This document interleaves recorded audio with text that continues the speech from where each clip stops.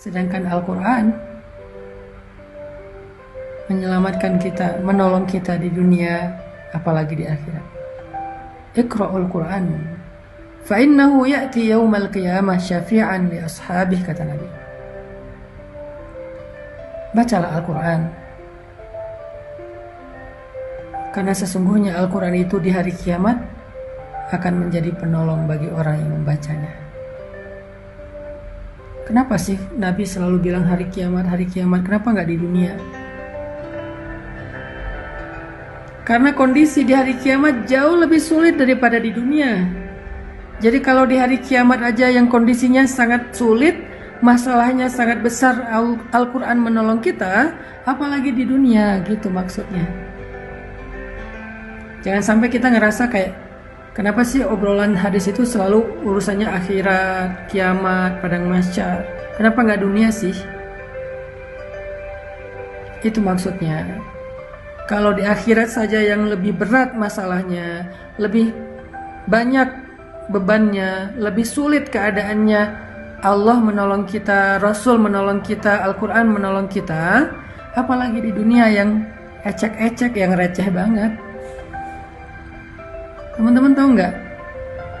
Masalah kita di dunia itu sebesar apapun, seberat apapun, itu tuh receh banget dengan dibandingkan masalah nanti di akhirat. Receh banget loh. Kita merasa hidup kita sempit, sempit mana dengan alam kubur. Kita ngerasa hidup kita membosankan, lebih membosankan mana dengan sendiri di dalam alam barzakh. Kita ngerasa ditinggalkan di dunia oleh orang yang kita cintai, kita pasti akan ditinggalkan di padang mahsyar oleh orang yang kita cintai.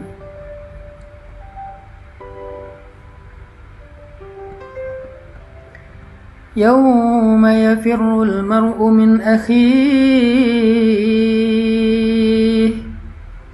yawma yafirrul mar'u min akhihi wa sahibatihi wa banihi likulli imri'in minhum yawma idzin sya'nun yughnihi. Hari ketika seseorang lari dari saudaranya, lari dari ibunya, atau lari dari anak-anaknya. Setiap orang pada hari itu sibuk dengan urusannya sendiri-sendiri. Lebih berat mana? Ditinggalkan oleh orang yang kita cintai di dunia, padahal kita masih punya keluarga, kita masih punya orang tua, kita masih punya anak, kita masih punya sahabat, kita masih punya banyak yang mencintai kita dan memperhatikan kita, cuma ditinggalkan oleh satu orang sementara di dunia. Lebih berat mana dengan ditinggalkan oleh semua orang di akhirat ketika kita dalam keadaan sangat membutuhkan teman untuk menolong kita. Semua ninggalin kita. Ibu ninggalin kita, ayah ninggalin kita, pasangan ninggalin kita, walaupun kita dikuburkan di sebelahan dengan dia, atau bahkan satu liang lahat dengan dia, ninggalin kita loh, tanpa ada kata-kata. Kalau di dunia mungkin ninggalin dengan banyak alasan. Maaf, kita kayaknya nggak cocok, kita jadi temenan aja, kita jadi adik kakak aja, aku kayaknya belum siap menikah, aku masih mau kuliah. Banyak alasan, baik-baik dia ninggalin kita. Di akhirat gak ada sepatah kata pun dia ucapkan, dia ninggalin kita begitu aja. Bahkan ketika dia ngelihat kita sedang diseret oleh malaikat, na'udzubillah, karena dosa-dosa kita pun, dia gak akan nolongin kita loh. Keluarga kita gak akan nolongin kita loh. Kita disiksa, mereka gak akan nolongin kita di padang mahsyar. Terus gimana dengan cerita hadis bahwa orang soleh akan menolong sahabatnya di dunia? Itu nanti kalau udah lewat perhitungan hisab.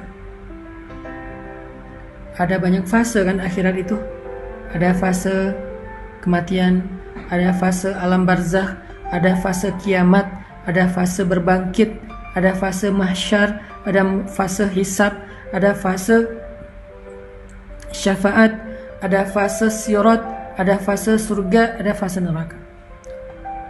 Puncaknya fase memandang wajah Allah. Fase mana yang kita akan sendiri? Pertama, fase kematian. Gak ada yang bisa menolong kita. Gak ada yang bisa menyembuhkan kita dari kematian. Kalla idza balagatit taraqi wa qila man raq wa qila man raq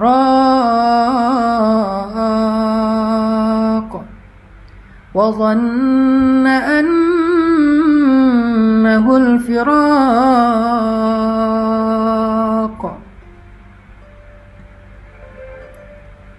والتفت الساق بالساق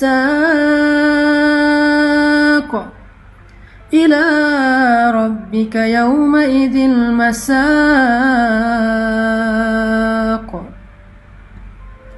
كلا kata Allah, sungguh idza balagatit taraqi, ketika roh nyawa sudah berada di kerongkongan, di tenggorokan, dicabut nyawa pelan-pelan dari ujung kaki, tiba-tiba jempol jadi dingin sampai ke batas pergelangan kaki, tiba-tiba kaki kita jadi dingin, lalu sampai kepada lutut, kaki kita menjadi dingin, sampai kepada pinggang, sampai di perut, sampai di dada, sesek sampai di sini kayak orang dicekek.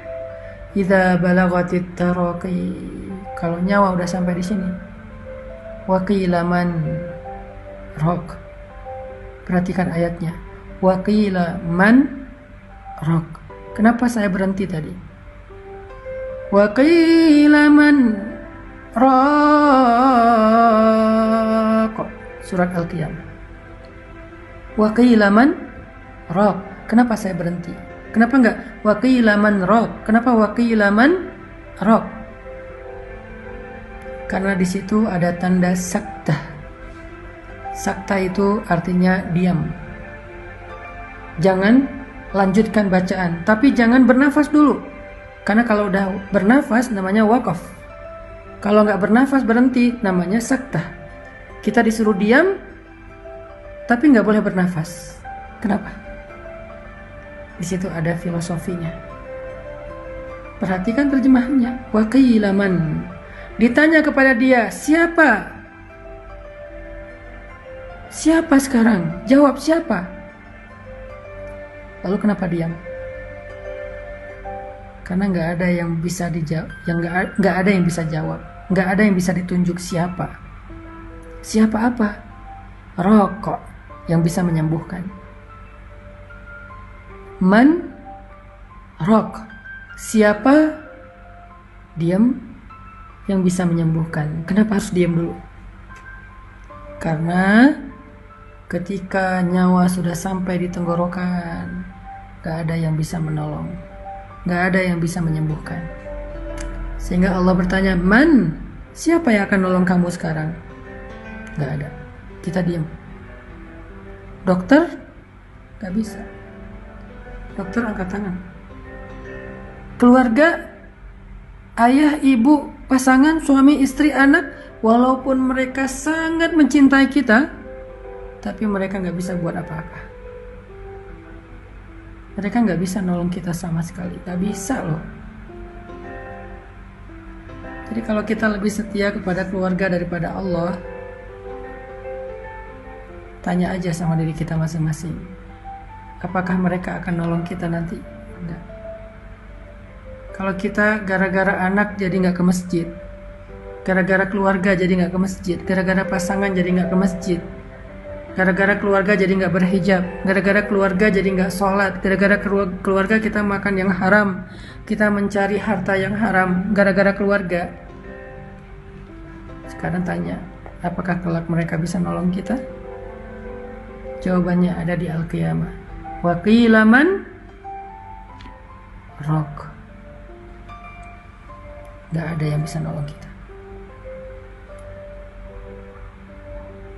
Balik lagi kepada pembahasan tadi.